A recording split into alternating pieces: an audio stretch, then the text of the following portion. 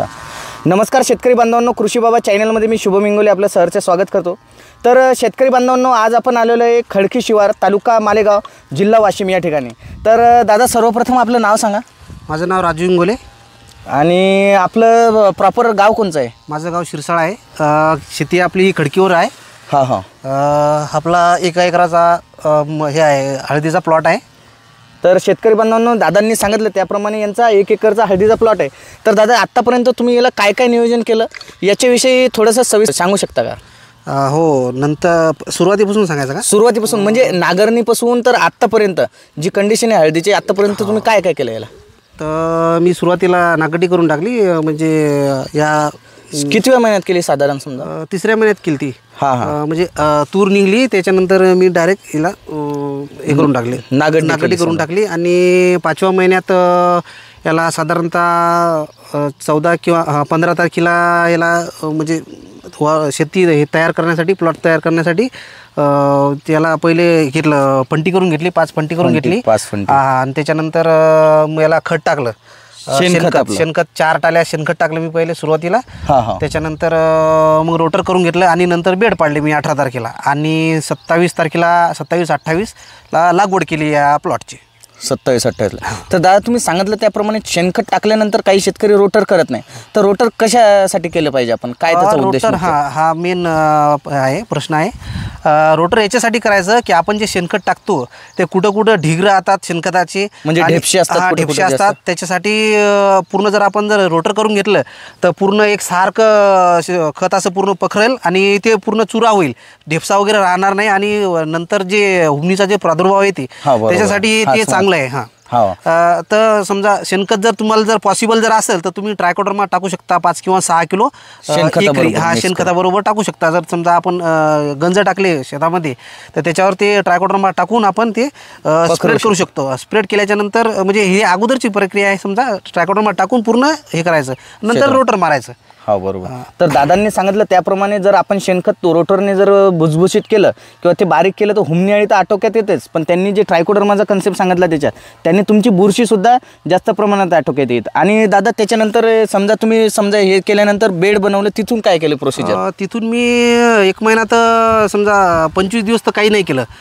25 दिवसांनी समजा एकदा मी ड्रिचिंग केली 19ची, आणि ह्युमिक आणि 19 सोडलं एकदा मी। आणि नंतर मग 25 दिवसाच्या नंतर एक पहिला डोस टाकला DAP, 1 पोतं DAP टाकलं, एकरी प्रमाण 1 पोतं DAP, 20 किलो युरिया टाकला त्याच्यामध्ये।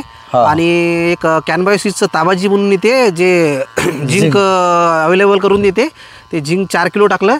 आणि एक बकेट टाकली याची PSBची कन्सोर्शियाची, एक 10 किलोची। ती कोणती कंपनीच टाकली? ती चौधरी ॲग्रोटेकची टाकली। चौधरी ॲग्रोटेकची। दादांनी सांगितलं त्याप्रमाणे त्यांनी पहिल्या डोसला 1 पोतं एकरी DAP, 20 किलो युरिया, त्याच्याबरोबर त्यांनी ताबाजी जे की कॅनबायोसिस कंपनीचे झिंक सोल्युबलायझिंग बॅक्टेरिया येतात त्या टाकल्या। आणि चौधरी ॲग्रोटेकचं दादा आपण मायक्रोन्यूट्रियनची बकेट टाकली समजा 10 किलोची।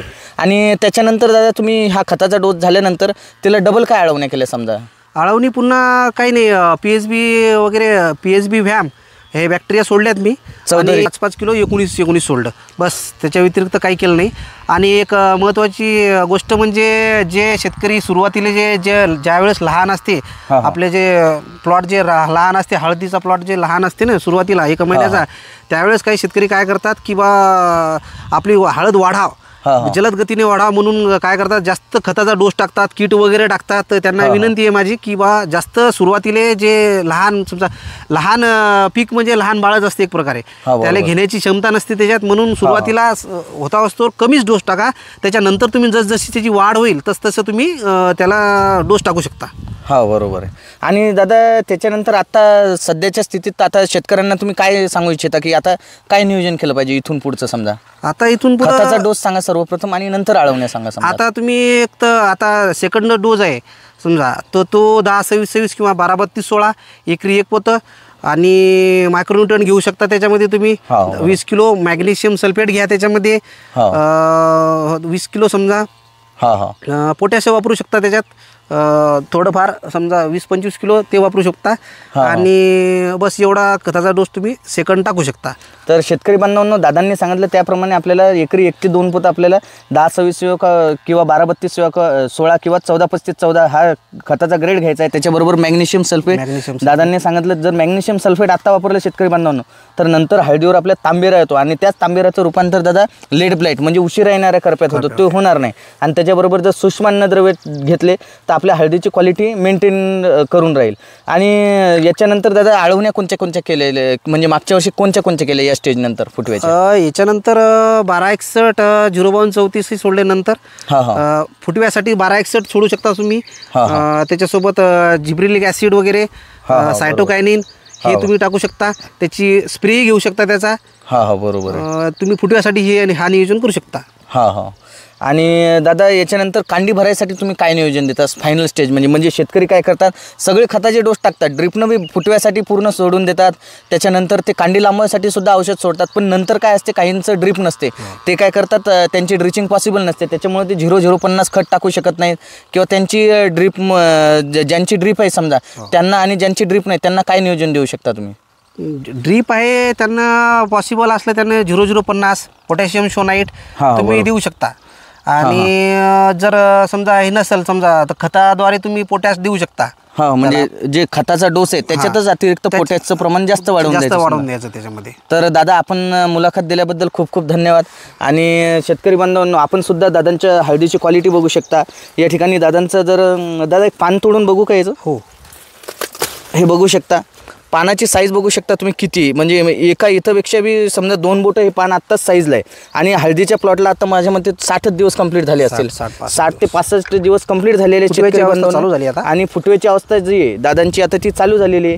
तर शेतकरी बांधवांनो, आपल्याला सुद्धा अशा प्रकारचं जर नियोजन करायचं असेल तर आपलं कृषी बाबा चॅनल फॉलो करून जास्तीत जास्त शेतकऱ्यांपर्यंत पोहोचवा. तर दादा मुलाखत देण्यासाठी खूप खूप धन्यवाद.